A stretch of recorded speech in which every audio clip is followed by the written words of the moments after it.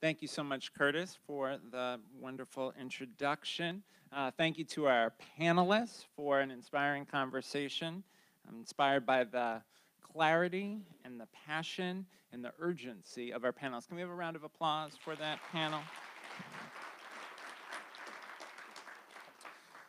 And I'm inspired to be here with all of you for this conversation about education equity and expanding educational opportunity throughout the state of Michigan.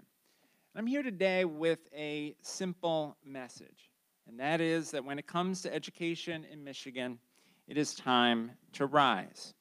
I arrived yesterday from Washington, D.C., and knowing what we were going to be talking about today and knowing that we would be here at the museum, the first thing I did when I got here was I came to spend some time at the museum to walk through the exhibits. This museum, as you all know, is an important center of Black history and culture in Detroit, which is saying a lot in the city that gave birth to Motown and the Queen of Soul. Right, but this museum has an important role in capturing the power of the African American experience, telling important stories about our history. And so I wanted to see it for myself, and as I walked through the powerful main exhibition, And Still We Rise, our journey through African American history and culture, I understood immediately what folks are talking about. That exhibit, and indeed the history of African Americans in this country, is really a story in two parts, always a tension. It is a story of struggle, and it is a story of hope. It's the story of families ripped apart at the auction block, and the story of enslaved people in the most deplorable conditions imaginable, helping one another to survive. It's the story of Black civil rights workers' spilled blood at the hands of white assailants who feared racial progress, and it's the story of deep solidarity across lines of race and religion. It's the story of cities that have burned, and it is the story of those same cities rising from the ashes. Unspeakable harm, and yet acts of extraordinary healing. Temporary setbacks, and yet forward progress. Continuous struggle, and yet glimmers of hope. Even radiant beams pointing toward a brighter future. That's the story that this museum tells so well. And I'm glad we are here in this museum for this conversation today. There are lessons here for us as parents, as educators, and as advocates. Think about 1955 and Rosa Parks, an officer of the local NAACP chapter who would later move here to Detroit, who decided that enough was enough. And so she chose, like that old protest song, to say she would not be moved. And so in Montgomery, Alabama, they walked, they marched, they rallied, they sacrificed, they sued, and eventually they won a years-long struggle for integration. And when Rosa Parks did that, she was following in a tradition that's captured so powerfully in this museum, the tradition of Harriet Tubman, who escaped from slavery and then went back for others. The tradition of Frederick Douglass, who challenged America, gave this powerful speech in Rochester, New York, What to the Negroes, the 4th of July, where he challenged America to fulfill the promise of the Declaration of Independence in its treatment of African Americans. She continued in the tradition of Ida B. Wells, a pioneering journalist who used the power of the pen and the power of her activism to take on the phenomenon of lynching throughout America. That's the story this museum tells. That is the story I want to argue we should hope to build on in this conversation today. Education equity isn't just about schools. It's about justice. It's about what kind of society we want to be. Now, the story that this museum tells, in it, I could see echoes of my own story, which is also one about struggle and hope. And Curtis talked a little bit about that. I grew up in New York City. I grew up in Brooklyn. Both my parents were career New York City public school educators. My mom had come to New York from Puerto Rico, where she was born. As a small child, she learned English in the New York City public schools. She went to the City University of New York, and a classic New Yorican story, became a teacher and a school counselor. My father was African American, grew up in Brooklyn just after the turn of the 20th century. The Brooklyn that he was born in was as segregated as any place in the South. And there were great limits on opportunity, but he chose to become a teacher because he wanted to give back to the community. They both dedicated their whole lives to New York City public schools. But they couldn't have known the difference that New York City public schools would play in the life of their own child. Both my parents passed away when I was a kid. My mom when I was 8, my dad when I was 12. My mom passed away in October of my 4th grade year. I was 8 years old, and I was in Mr. Ostrow's class. And Mr. Ostrow was my teacher in 4th, 5th, 6th grade. And it is no overstatement to say I stand here today, I'm alive today, only because of being in Mr. Ostrow's classroom. In his class in 4th, 5th, 6th grade, he showed us a world of possibility beyond Canarsie, Brooklyn that I never otherwise would have known. In the years I was in his classroom, my father was sick with undiagnosed Alzheimer's. Home was this place that was scary and unstable and unpredictable, as it is for so many of the young people we worry most about. I can recall one night, my father woke me up 2 in the morning, told me it was time to go to school. And I remember being on the staircase in our house, clinging to the banister as my father pulled me on the stairs, and I kept saying, Daddy, it's not time to go to school, it's not time to go to school, it's the middle of the night. And my father kept insisting that it was time to go to school, and I didn't know why, I didn't know what was wrong. That's what home was like, day after day. But school, thanks to Mr. Ostrow, was this place that was amazing. It was interesting and safe and compelling and nurturing. Mr. Ostrow's class, we did productions of Alice in Wonderland and Midsummer Night's Dream, Shakespeare in elementary school.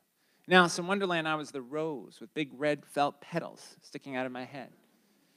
In Mr. Ostrow's class, when you finished a book, he was there with the next. When you finished a math problem, he was there with another that was a little more challenging. In Mr. Ostrow's class, we read the New York Times every day, 4th, 5th, 6th grade, every day. In fact, I remember things from his class like it was yesterday. I'd walk into the classroom, there's a little table by the door, about this high, probably seemed this high at the time, but about this high. And there was a stack of New York Times, and every morning we had to pick up our New York Times, and we would get assigned a country. And we had to summarize all the articles about that country. And it was during the Cold War, and I had the Soviet Union, and that was mercifully kind because there really weren't that many stories about the Soviet Union to summarize.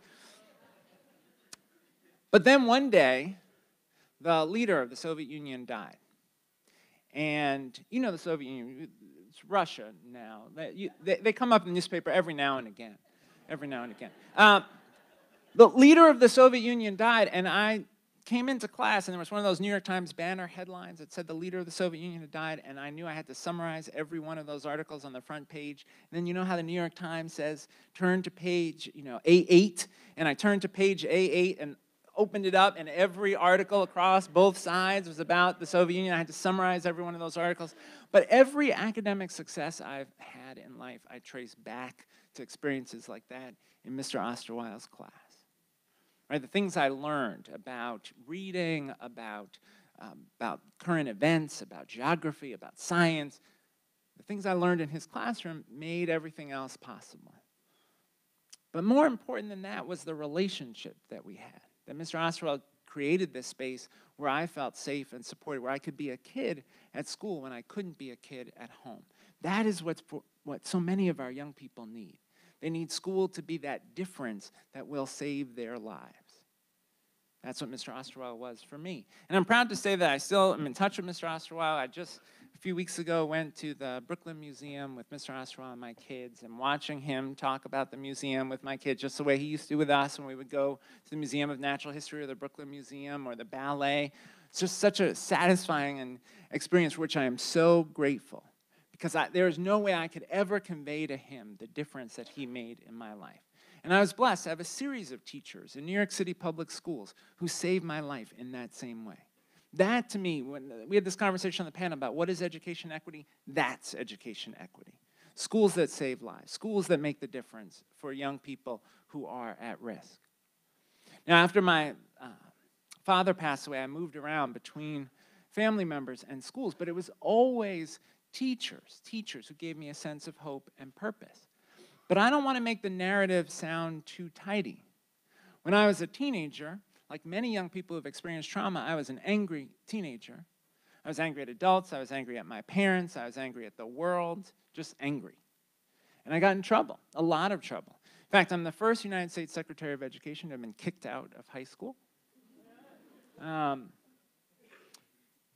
I hope, truly I hope that I'm not the last. Because the other part of the story that's so important is that folks could have given up on me. They could have said, as happens in so many schools, here's an African-American Latino male student, disrespectful of authority, won't listen to adults, in trouble all the time. What chance does he have? And they could have given up on me. But I also am standing here today because teachers and school counselors and mentors chose to see hope and possibility in me that I could not even see in myself.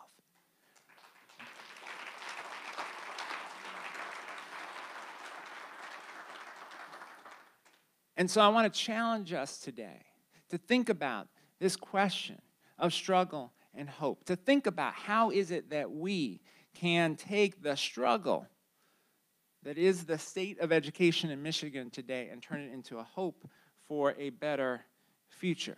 Now, each of you has your own story as well. Some of us in this room, some of us struggled with underfunded schools, with limited resources and scarce opportunities. Some in this room may have heard you're not college material. Some in this room may have heard math is not for you. Some in this room may have found it hard to focus on their studies because they were hungry or because they were working while they were studying to put food on the table for their families. For others, that's not your story. You had a different kind of experience. Perhaps your school years were more fortunate. But no matter who you are, whether you are black or white or Latino or Asian, whether you grew up in a wealthy family or a family struggling just to get by, we have all experienced, each of us, struggle of one kind or another in our lives, and we've gotten through it, or we're working hard at getting through it. That two-part story of struggle and hope is not just the story of this museum. It's not just my story or the story of African Americans in this country. It is the story of all of us. It's one of the things that connects us to each other. And what I'm here to say to you, Michigan, is that right now, in this part of the story at the start of 2019, it's time to rise to the challenge of ensuring educational opportunity and improving educational outcomes for every single student in this state, no matter their race, no matter their ethnicity, no matter their family income. And the truth is, there's a long way to go, and you heard this on the panel. Think about this. Of the 10 million or so people in the state of Michigan, about 20% are in school or college. Amongst those 20 million students are the future leaders of this state, the future business leaders, the future elected leaders, the future community leaders. In the K-12 schools, a quarter of those students are black or Latino. Half of the students are from families that rely on free and reduced price lunch. I've often said to folks, if we don't educate as a country our low-income students and our students of color, we have no future. Our democracy has no future. Our economy has no future. That is as true for Michigan as it is for the country. So how do things look today? Well, we know that the earliest years of a child's life are critically important. A recent study out of the University of Chicago followed children for decades and found the return on investment of early childhood programs is about 13% per year. The researchers found that when children attend preschool, the long-term benefits for them and for their communities are numerous. Lower healthcare costs, lower rates of crime and incarceration, lower unemployment, higher earnings, and more. Yet in Michigan, just 42% of children in low-income families are enrolled in preschool, while among high-income families, it's more than half who are enrolled in preschool. But the reality is, across income, not nearly enough children are enrolled in preschool. Michigan isn't only depriving its babies of the best possible life chances, the state and every Michigander is leaving money on the table. And think about that 13%. I was just doing some retirement calculations the other day with my father-in-law. 13% a year is a really good return, right? You'd be very happy if your 401k was returning at 13% per year. That's what early learning could do, and yet we choose not to invest in it as a state and as a country. Now, Michigan may also be setting itself up to have students get left behind. One study found that attending a high-quality preschool reduced the percentage of children repeating a grade by 15%. And that's going to become an even more pressing issue in this state as the requirement kicks in around third grade reading. If you're going to rise, if Michigan is going to rise, there needs to be a surge in high-quality early learning that prepares every child for kindergarten and beyond. As we move along the education spectrum in elementary and middle schools, a common measure of student performance, and you heard about this a little on the panel, is the National Assessment of Educational Progress, the NAEP. It's viewed as the gold standard for comparing performance across states. And I just want to emphasize how far we have to travel to, as Dave said, confront the brutal reality of our current circumstances. So the numbers make it clear Michigan is behind other states and moving in the wrong direction. From 2003 to 2017, Michigan slipped from being ranked 28th to being ranked 35th in the country for fourth grade reading performance. Michigan stagnated on 8th grade math performance over the same period and is ranked 33rd in the country on that measure. The gaps in achievement for students of color and their white peers are enormous, and I hope we can all agree unacceptable. White students in Michigan are about 3 times as likely as black students to be proficient in fourth grade reading. On 8th grade math, white students in Michigan are more than twice as likely as Latino students to be proficient, and 4 times as likely as black students to be proficient. But let's be real, the performance of white students in Michigan actually isn't a very high benchmark. That's the reality. White 8th graders are ranked in the bottom 10 states in the country in math, and white 4th graders are ranked 46th in the country in reading. If you're going to rise, Michigan, there needs to be dramatic improvement for all groups of students. Part of that improvement means a system of real public accountability for the public dollars that fund public schools, whether they are traditional or charter. Hopefully the new accountability system that's been put in place will be a starting point, not an ending point of this conversation, a place to begin and to build. Part of the dramatic improvement that is needed means making clear that literacy is a right for every child. That's right. And ensuring, as Amber talked about and as you heard about on the panel, ensuring that teachers are equipped with the skills and supports they need to provide every one of our youngest learners with a strong start on the way to becoming lifelong readers. Now, gaps in achievement are the result of gaps in opportunity. From access to quality early childhood education, to access to strong and diverse teachers, to access to rigorous coursework and rich, well-rounded educational experiences, to access to critical supports and caring adults who will help ensure students thrive. Nationally, we know that there are 1.6 million students who attend schools where there is a sworn law enforcement officer but no school counselor. And we know that students of color are more likely to attend schools where this dynamic exists. Latino students are 40% more likely to attend a school where there's a law enforcement officer and no school counselor. African-American students, 20% more likely. But even in the schools where there is a counselor, those counselors are often overwhelmed. The national average student-to-school counselor ratio is more than 480 to 1. A nearly impossible number to provide adequate support. And then here in Michigan, the ratio of students to school counselors is 729 to 1. Now, what will it take to close gaps in opportunity? Well, it begins with resource equity. That would certainly be a good start. What would that look like? Well, it means every student has to get what they need to be successful. That means that schools that are serving students, and Melody talked about this, schools that are serving students with higher barriers, African-American students, Latino students, our Native American students, low-income students, should get more resources to ensure that they have a fair chance to learn and to prepare them for the world of work and the responsibilities of engaged citizenship. The new governor and members of the legislature, including those who were newly elected last year, have an opportunity to make this happen, to take responsibility for ensuring that every child, every young person in Michigan schools has the resources, the opportunities, the supports they need to be successful.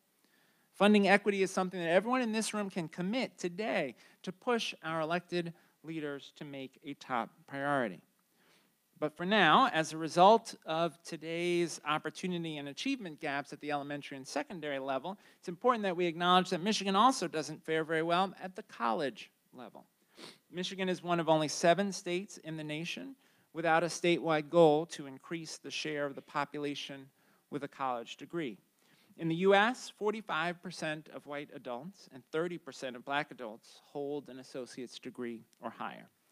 In Michigan, just 40% of white adults and 26% of black adults hold an associate degree or higher. In the case of white students and African-American students, and white adults and African-American adults in the state, the numbers are below the national average. And in fact, the college attainment rate for African-Americans in the state has barely budged for the past 2 decades. Low-income students are also not equitably represented in college. For example, while 36% of the 18 to 24-year-olds in Michigan are low income, only 15% of students at the University of Michigan Ann Arbor, the flagship institution, receive Pell Grants, the federal aid for low-income students. And think about what that means for the future of the state. Think about what it means for questions of equality of opportunity. Think about what it means for social mobility. When low-income students are so dramatically underrepresented at the state's flagship institution. For Michigan to rise, there needs to be a renewed commitment to college access, affordability, and completion for all students. Now, as you heard about on the panel, the good news is that you don't have to start from scratch. There are leaders to learn from, and I'm sure many of you know where to look already. We've talked about Massachusetts. I was a teacher and a principal in Massachusetts during the period of education reform nearly 3 decades ago. In the early 90s, there was a group of business leaders who were deeply concerned about an elementary and secondary school system in the state that had fallen below, quote, fallen below levels of quality, relevance, and effectiveness needed in the 1990s and beyond. In other words, they saw public education in Massachusetts as struggling, and they were not content with the status quo. In response, in 1991, the Massachusetts Business Alliance for Education published a landmark study called Every Child a Winner.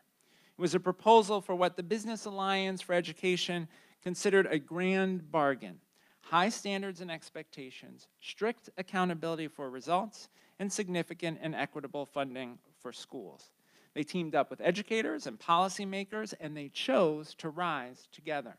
Their framework included goals, indicators, and a commitment to support an increase in taxes to pay for their sweeping proposal for systemic reform. And people have tried to cherry pick from the Massachusetts example. Or, well, we'll just do standards and accountability, but we won't put in the resources. In other places, they've said, well, we'll put in a bunch more resources, no real standards or accountability, and we'll just hope for the best. The reality is you need both. The grand bargain was both the significant new investment in equity and a smart approach to standards and accountability.